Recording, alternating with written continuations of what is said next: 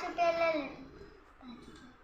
जो होती हैं मतलब पॉलिटिक्स को छोड़ के उसके बारे में मैं उनसे जानना चाहूँगा। तो सबसे पहले सर आपका बहुत बहुत धन्यवाद करना चाहता हूँ कि आपने मौका दिया है आपसे बात करने का। मुझे अच्छा लगा कि हम 24 घंटे राजनीति की बातों में ही उलझे रहते हैं, तो आपने हल्की फुल्की बातें और अपॉलिटिकल बातें करने के लिए इच्छा जताई है।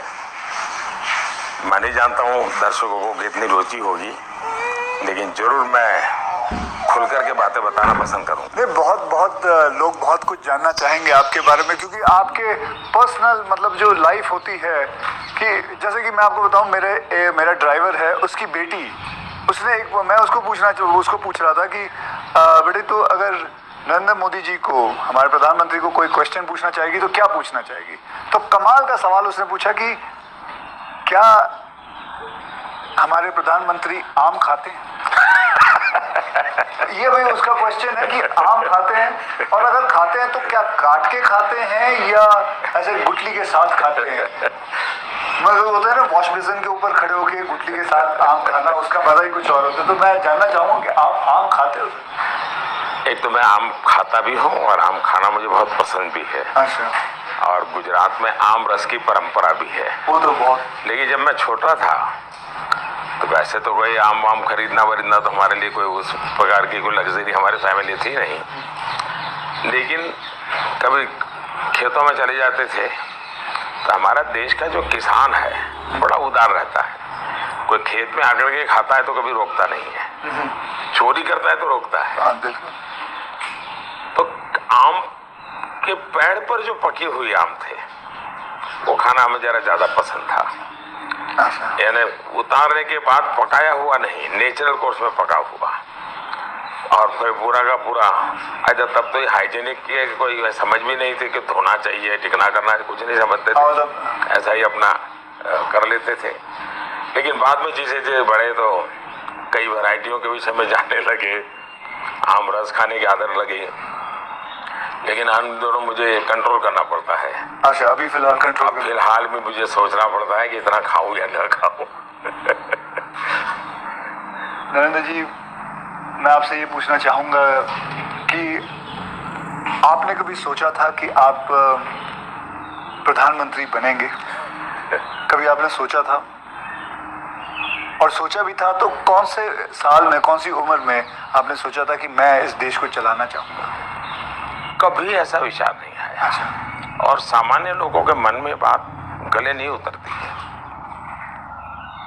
शायद जो बन जाते हैं सबके जीवन में ऐसा होगा।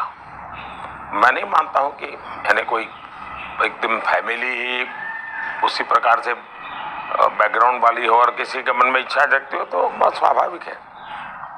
वरना मेरा जो फैमिली बैकग्राउंड है उसमें तो अगर मुझे कहीं अच्छी सी नौकरी की भी मिल गई होती तो शायद मेरी माँ अड़ोस पड़ोस के लोगों को गुड़ खिला देती कि चलो भाई बेटे को वहाँ नौकरी मिल गई, क्योंकि उससे ज़्यादा हमने तो कुछ सोचा नहीं था, गांव के बाहर को देखा नहीं था।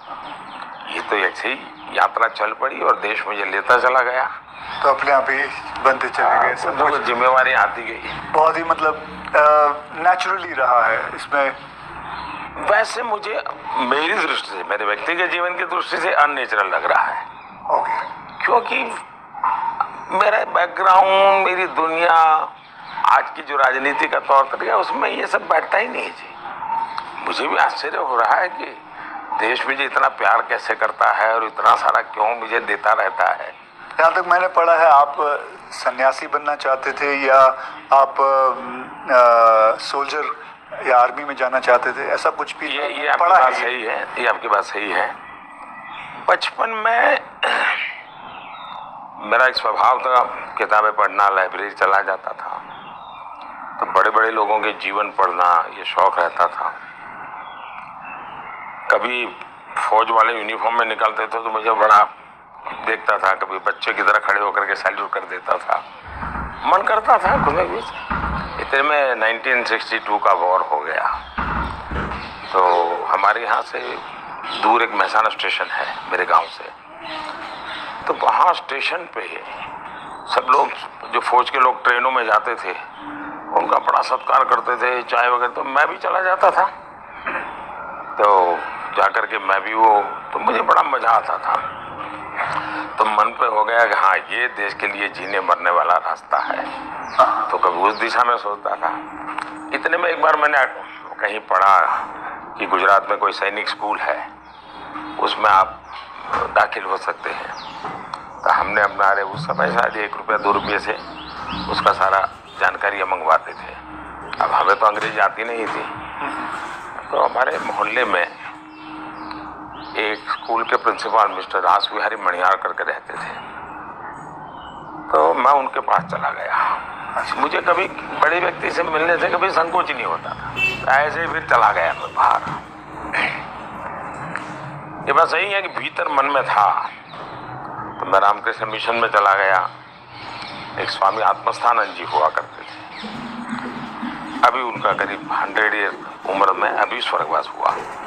तो मैं सीएम बना तो मेरे घर उनको फिर बुलाया मैंने। प्रधानमंत्री बना तो उनके यहाँ चला जाता था। अभी कलकत्ते में अस्पताल में तो 2-3 बार हो आया था मैं। तो वो बड़ा बहुत मुझे प्यार करते थे, समझाते थे जिंदगी क्या है, टिकना क्या है। रामकृष्ण मिशन आश्रम में कुछ समय रखते थे मुझे। विवेकानंद जी जिस कमरे में रहते थे उसमें मुझे घंटों तक बैठने के लिए मौका देते थे। तो ये सारे नए नए अनुभव होने लगे। हिमालय की दुनिया में चल पड़ा। बहुत कुछ भटका, बहुत कुछ घुमा, दुनिया देखी।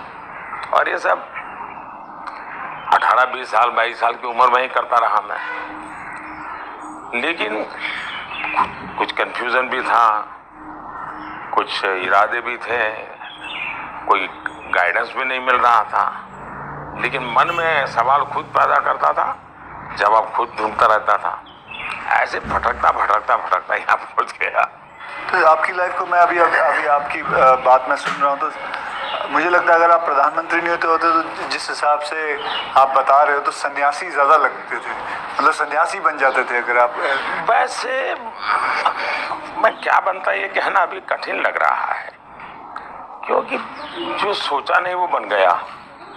वो तो हमेशा होता है। मेरे साथ भी, मैं भी आपको अगर एक किस्सा सुनाऊंगा तो मेरे साथ भी ऐसा ही कुछ हुआ है। मैं क्या बनने वाला था, मैं एक मार्शल आर्ट का टीचर बनना चाहता था। कहाँ मैं फिल्मों में आ गया और फिल्मों में आते आते हीरो बन गया। मैं आपसे क्या, हमारे प्रधानमंत्री जी को मैं ये जानना चाहता हूँ, गुस्सा आता है? और मतलब क्योंकि देखिए सबको गुस्सा आता है, आई एम श्योर आपको भी गुस्सा आता है। अगर आता भी है तो उस गुस्से में आप क्या करते हो? वो गुस्सा निकालने के लिए किस पे निकालते हो और कैसे निकालते हो? मेरे लिए ये कभी कोई कहेगा कि मुझे गुस्सा नहीं आता है तो बहुत लोग को सरप्राइज होता है। आपको गुस्सा नहीं आता?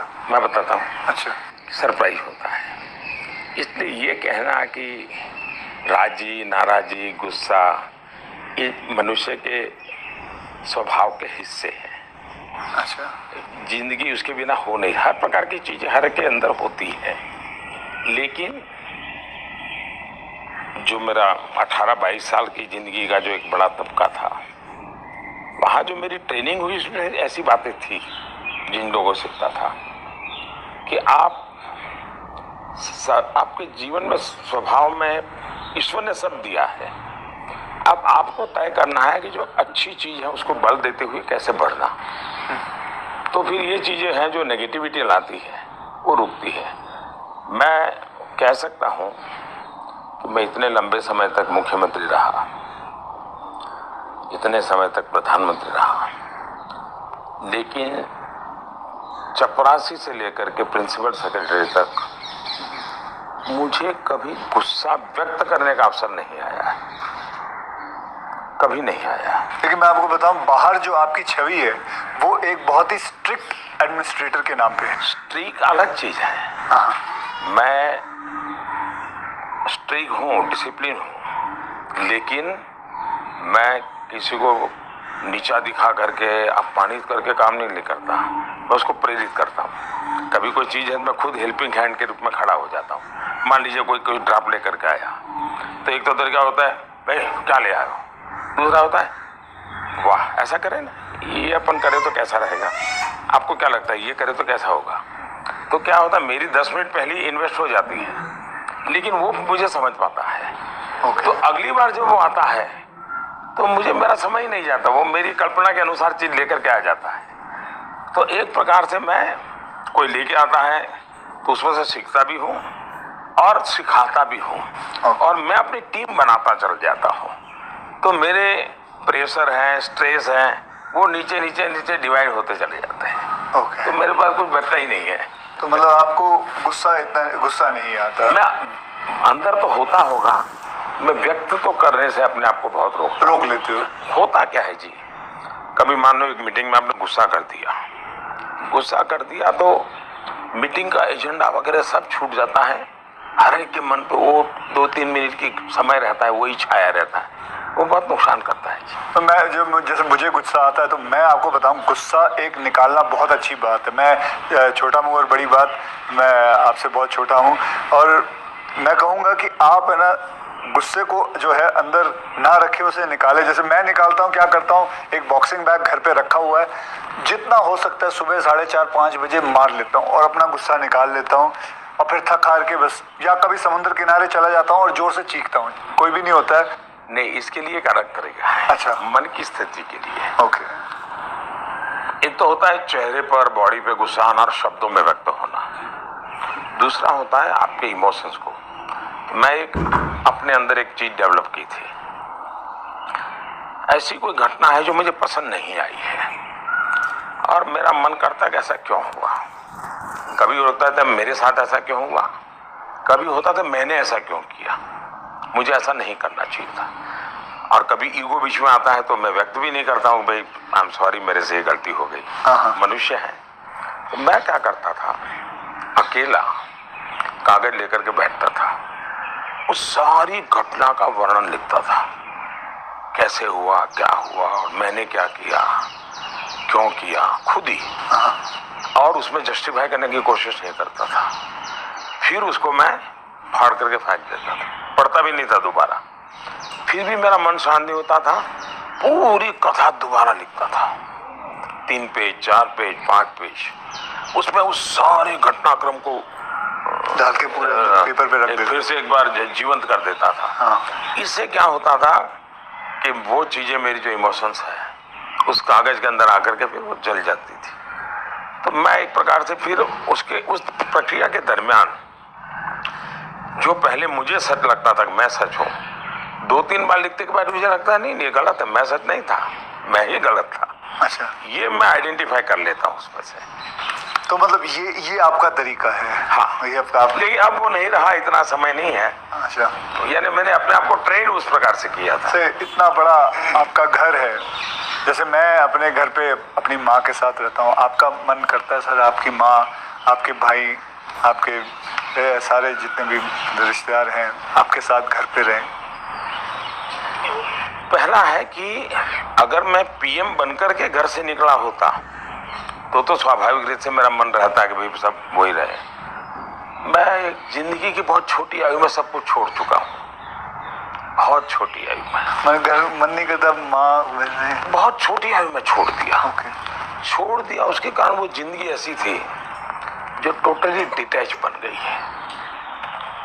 और इसलिए जिसको कहे लगाव, मोह, माया, क्योंकि मेरी वो जो जिंदगी में जो घर छोड़ करके निकल गया था, वो जो ट्रेनिंग हुई वो उस प्रकार की हुई। और उसके कारण एक अवस्था के बाद छोड़ना है तो मुश्किल जाता है।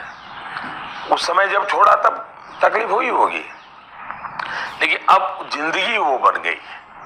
लेकिन फिर भी कभी माँ को बुला लिया था मैंने, कुछ दिन उनके साथ बिताए थे मैंने, पर फिर भी जैसे मेरी माँ मुझे कहता है भाई तुम मेरे पीछे क्यों समय खराब करते हो, और मैं यहाँ क्या करूँगी तुम्हारे साथ रह के। मैं अपना चली जाती हूँ, मैं अपने पुराने गांव के जो लोग हैं कभी यहाँ मिलने आते तो बातें होती है, अपनी बातें होती, तुम्हारे साथ मैं क्या बात करूँ। तो स्वाभाविक है किसी का मन मेरे साथ नहीं लगेगा। तीसरा, मैं भी समय नहीं देता। जितने दिन माँ यहाँ रही मैं अपनी शेड्यूल में ही लगा रहता था, तो एक आध बार साथ में खाना खा लेता था, फिर मुझे भी कोई पेन होता था कि मैं रात को 12 बजे आता हूँ तो माँ को दुख हो रहा है कि क्या कर रहा है। मुझे अभी भी याद है, मैं आपसे जब पहली बार जब मैं मिला था तो मैं गुजरात में आपसे पहली बार मिला था जब आप वहाँ सीएम थे। तो उस वक्त 1 या 2 मतलब मैंने आपको एक दो चुटकुले सुनाए थे और आपने भी मुझे एक चुटकुला सुनाया था, तो मैं ये जानना चाहता हूँ कि आपका ह्यूमर अब प्रधानमंत्री बनने के बाद इंटैक्ट है? आप मेरे परिवार में मेरी एक विशेषता, मैंने जैसे आपको पता, आपकी छवि बहुत स्ट्रिक्ट है। आपका मतलब मैंने आपके जो साथ में जो काम करते हैं कई लोगों से ऐसे ही बातचीत करते वक्त वो बाजे यार बड़ा काम करवाते हैं, तो वो जो एक बहुत स्ट्रिक्ट एडमिनिस्ट्रेटर, एक स्ट्रिक्ट हेडमास्टर, ऐसा लगता है मतलब हाथ में छड़ी होगी उनके। तो अभी भी आपका ह्यूमर एक बात है, ये जो छवि बनाई गई वो सही नहीं है। अच्छा, वो अलग बात है, सही नहीं है। और कोई ये कहता है कि मैं काम करवाता हूँ, शायद वो सही रूप में एनालिसिस नहीं कर रहा है जी। कोई ये कहे कि हाँ काम बहुत करना पड़ता है, उसमें सच्चाई है। ओके। लेकिन मैं किसी को दबाव नहीं करता हूँ। लेकिन वो जब खुद मुझको देखते हैं, पहले जैसे ऑफिस से आमतौर पे प्रधानमंत्री 6-7 बजे निकल जाते थे, दोपहर में भी 1-2 घंटे वो ऑफिस में नहीं रहते थे।